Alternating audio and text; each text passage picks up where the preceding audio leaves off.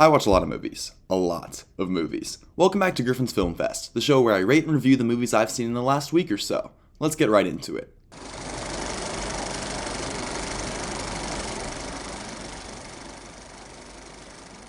Started off with a rewatch of A Complete Unknown, and man, I really can't help but feel blown away by this thing.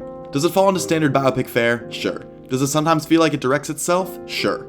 But so much of the runtime is dedicated to Chalamet and Barbero just delivering these exquisite musical numbers where you can't help but feel the emotion with every passing chord.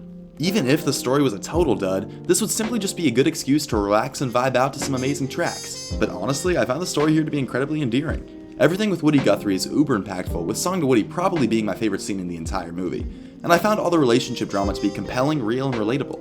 I understand people being frustrated that this same type of movie is getting remade and remade, but this is an incredible addition to a tired genre, and I think it really deserves its flowers. 4 stars. Next, I saw Heart Eyes, and it honestly really exceeded my expectations. Those trailers were far from promising and looked like the epitome of disposable February bullshit, but yeah, this is one of the few horror comedies of late to really nail the balance between the two genres. Looking at you, the monkey. Well, I guess it's really 3 genres, as this is definitively a rom-com at its core, but so much of the humor revolves around dissecting the idea of the cliched rom-com. It intentionally comes off as a parody of every Hallmark romance movie, following every familiar story beat imaginable while simultaneously having a slasher villain at its center. That's where the humor really shines, as putting a typical Hallmark plot into such a violent context makes for some pretty hilarious tonal clashing. In that sense, it often feels like a YouTube sketch sometimes, which makes sense when you realize it's directed by the guy from those old college humor videos. And I understand that type of humor can be pretty hit or miss for a lot of people, but I grew up on that stuff and I found it to be pretty great.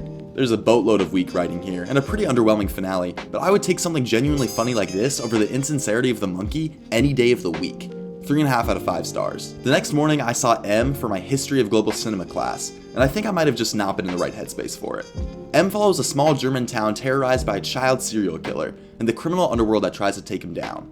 It's a great premise, and undeniably incredible in its technical execution, but something about it didn't quite completely land for me. Maybe it's the fact I'm seeing something as intense as this at 8:50 in the morning, but I just found much of the runtime to be dedicated to subplots that I simply wasn't crazy about. So much of the middle chunk of this movie is dedicated to the police and the criminals going on these heavily dragged out investigations, and I think it would have been much more interesting if we spent more time with the killer instead. There's a handful of breathtaking sequences in here, like the chase with the letter on the killer's back and the final court scene, and of course this thing looks and feels incredible, but I just wish I connected with it more. 3 stars. Warning folks, I go on an absolute heater streak for a little while. First on the heater list is Joint Security Area by Park Chan-wook, of Oldboy and Decision to Leave fame. Was not expecting to be such an intense fan of his much earlier, more directorially conventional work, but wow, this hit me on an emotional level I was not ready for. It follows the investigation by a neutral country of the supposed murder of 2 North Korean soldiers at the border between North and South Korea, and once this thing gets going, it's seriously one of the most beautiful and heartbreaking depictions of brotherhood I've seen on film. This entire film feels shrouded in this air of intensity, historical division that suffocates all signs of unity, but these characters manage to at least temporarily break through that suffocation, and it is incredibly moving. And goddamn, Kang Ho-sung is one of the best actors of our generation. Between this, A Taxi Driver, Parasite, Memories of Murder, just so incredible. 4.5 out of 5 stars, kind of a must watch. Another for my global cinema class, I saw Gold Diggers of 1933 and absolutely adored it. I'm such a sucker for old Hollywood musicals, and this was just an encapsulation of everything I love about the genre. Outrageous sets, witty humor, a beautiful cast, really anything you could ever want. It follows 3 down-on-their-luck Broadway actresses as they struggle through the Great Depression and their putting on of a depression-themed musical. At the same time, 2 of the 3 of them are trying to seduce these 2 rich men for their money, hence the name, and it makes for some great screwball comedy scenarios. And of course, you know, real feelings arise and it blossoms into a pretty nice, if not simplistic romance that you can't help but root for. Weirdly, there are a lot of story beats that reminded me of Anora, especially given the class disparity being a huge part of the central relationship. Anyway, this thing is such a blast and makes most modern musicals today look like shit. 4.5 out of 5 stars. So, I finally saw my first Mike Leigh movie, Secrets and Lies, and while I can't say this ultra-realism dialogue-centered approach is necessarily my favorite vibe, this is undoubtedly such a beautifully written and emotionally effective film. It's about a successful black optometrist whose adopted mother suddenly dies, which inspires her to go looking for her birth mother, who turns out to be a lower-class white woman. There's a whole onslaught of other dynamics too. The white woman's brother, his relationship with his wife, her daughter that she kept, and these dynamics all culminate in the final act that is both so emotionally intense and amazingly euphoric. Leigh really sits back and lets the actors just do their thing, which can result in it feeling a little talky at times, but is ultimately so effective at creating these vividly real characters who demand your attention.